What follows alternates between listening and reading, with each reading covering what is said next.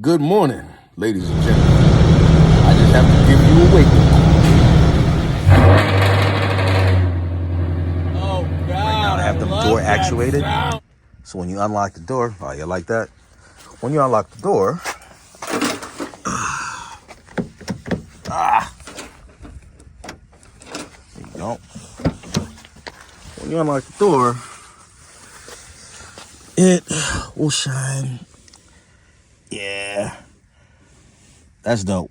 Now, it's daylight. I'm gonna try to get you a better shot at night. Afro Z Assassin, back with another banger. Okay, let's get into it real quick. The puddle lighting kit that I installed in the Black Z, that was done with a Ghost shadow light kit. And for those of you who know, I need to go no further.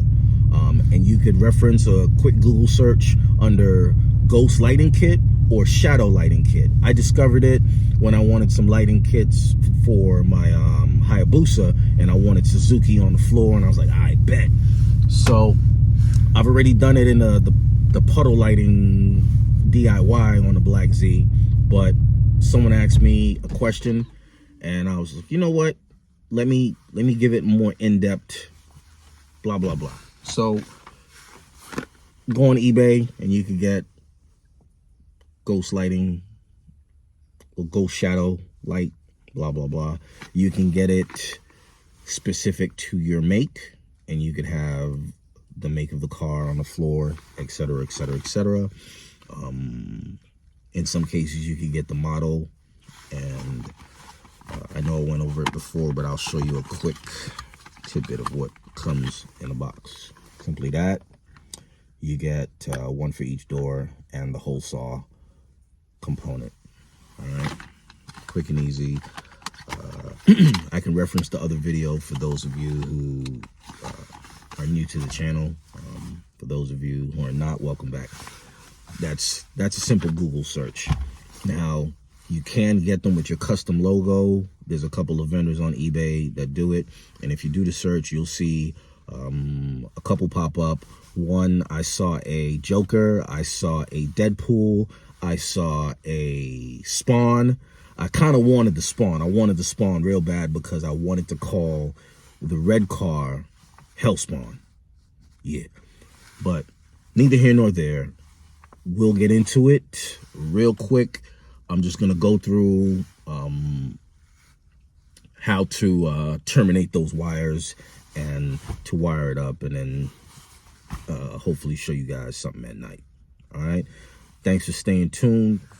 So someone did ask me a bit ago about the puddle lights and what wires I went to.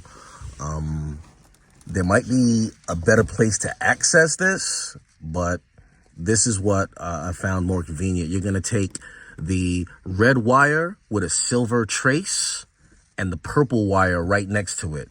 The way it plugs into the module, it'll be wires 1 and 2. If you go to 1 and 3, then those puddle lights will stay on all the time because it's direct battery power. If you go 1 and 2, they go on with your interior dome lights as you open the door, and they go off maybe 10, 15 seconds after you close the door. And you simply run the wiring up in the headliner, just tuck it, and tuck it, and run it down the A-pillar. No, you do not need to remove the A-pillar. I have that removed because I'm doing something. I'm doing a mod. It'll probably be in a later video. I don't know when I'll put it out. But you run it down, all the way down, and take this panel piece off, kick it through the door. You can run it through that wire loom and then just access the wire. After it gets inside the door itself, you'll remove your door panel and you'll have your pre-drilled location for that puddle light. On the black one, I did it right around here. Since I'm doing it again to the red one, there's no need to shoot a whole video, but I'll get as much footage as I can so you guys have a better understanding. But I think I covered it pretty basically in the first Puddle Light video, and you can go check that one out. I'll put a link in this video, or however the hell you do that. I'll ask somebody how to do it. But yeah, just that simple. Test it, back probe it before you actually go cut wires. Me personally, the other one was, I had the headliner out. I didn't want to take the headliner out on this, simply because it's a pain in the ass. You can pull the wire slightly just to get a little bit more flex on it, but that's all you're going to have. So you're going to have to be precise with your splices and work with minimal room. It can be done. I don't know if you want to go with those self-tapping ones that just like tee off. That might be easier. I'll see what I'm gonna do. I like stuff pretty clean, so I'll probably attempt to heat shrink, splice, and do all that, you know, with the little weld splices that I like so much. But that's it in a nutshell. Sorry for so much talking. Blah, blah, blah. All right, and here you have a better idea of the tucking procedure. I just tucked it all in there. Tucked it up there. Ran it down here. Don't need to remove anything. You could tuck it in here without removing anything. And now I have it down here. I'll basically get this removed. There's a screw down there and it just pops out, and disconnect that if you need to. But should be enough room that I can access this. You don't really need to pull the whole piece out. You can just undo this and take a wire hanger of sorts and like slide it through. Just kind of finagle it and you'll see it pop out on the other side. I'm gonna try to set up a camera so you guys can see it in full time. I'll see. All right, I lied. I know I said I'd set up camera so you could see me do it in real time, but this connector here is the connector that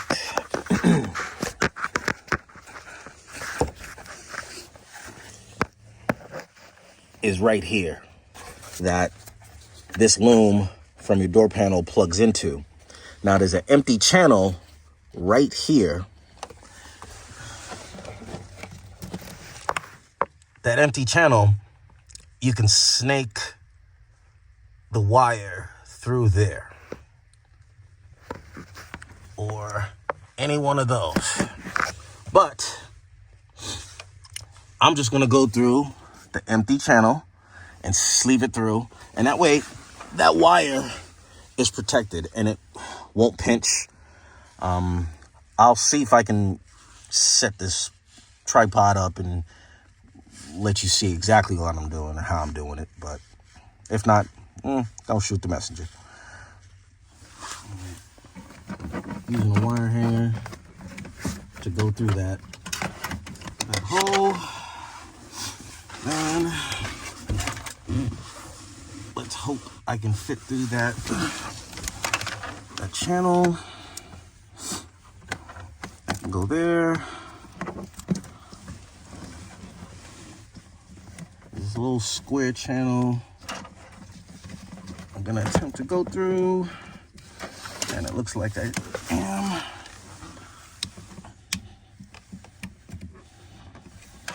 All right, so able to do that. I can turn this up.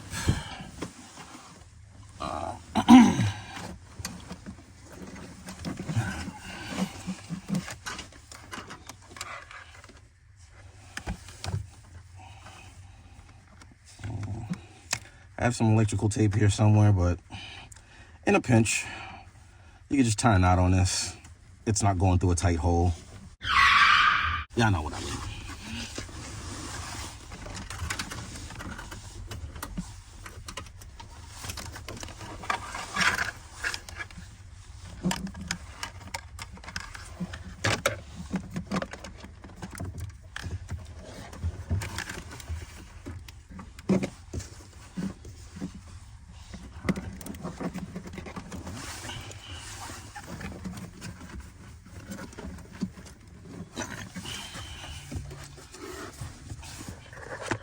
Sorry for the camera mishaps, but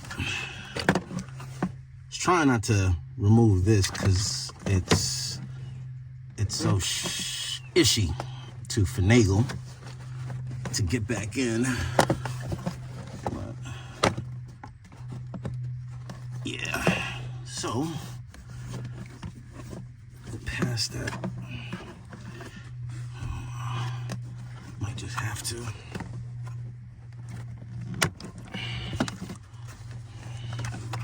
So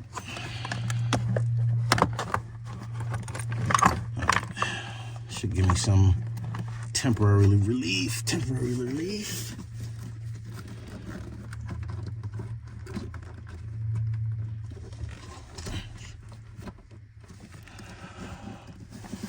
All right. Didn't think I had to remove this, but so what I'm doing is removing the kick plate, and then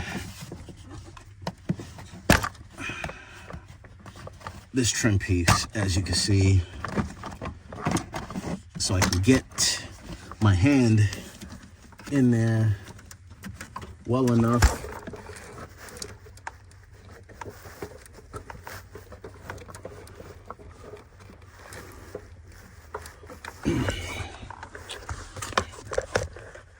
I was a pain in the butt, but managed to snap that in. I'll reconnect this after I get this wire through this loom. All right, was able to successfully snake through. Just pull the excess through here, and then I can go ahead and button up this connector, which might be a little tricky, but it's doable. Maybe. All right, once that's snapped in, you can snake in the wire into the, you can see it, into the door panel itself. Leave the excess down in the door, remove your door panel, and pretty much wire up the device. Okay, successfully sleeved through. I put it behind the speaker. So I remove the speaker, these 4 bolts, and there's a little notch out in the metal that I just ran the wire and folded it down over. You're not really hurting the wire because there's a foam backing, so it's not like pinching the wire, and that's why I chose to run it that way. Now, all that remains is to drill your hole in the bottom of the door panel. You can choose to do it off the car, on the car. I'll show you the location that I chose, and maybe it'll be conducive for you. All right, so back here, there's a little notch, recessed notch right here. I chose to go right in the center of that because to the right of that is a push pin location, which is that right there.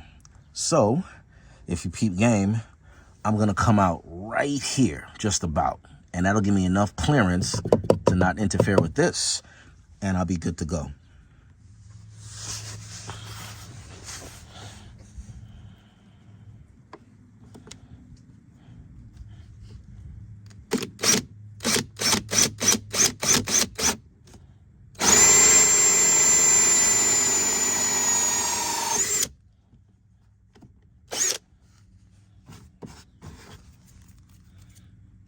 All right, now bear in mind, when you drill this hole, the fitment is gonna be hella tight.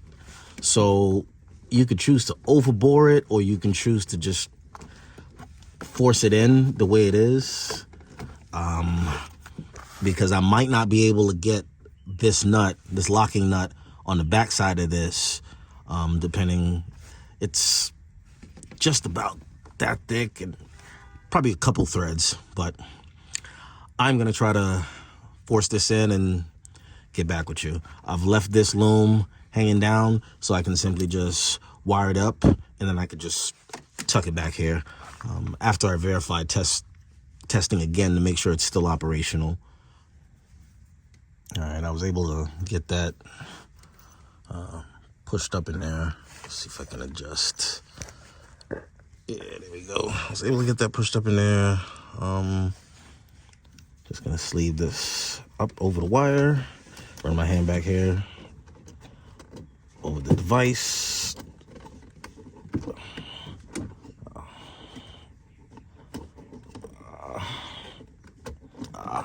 Slide it down. Cool. I'll tighten that up later. There's like a little lip, but I don't even mind that because no one's ever gonna see that. All right, this door's falling down on me. At this point, I've spliced the wiring, put the solder heat shrink on. I'm just gonna apply heat with a heat gun and get it together.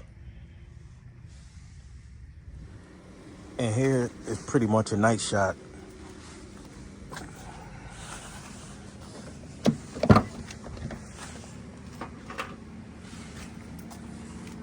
Right here.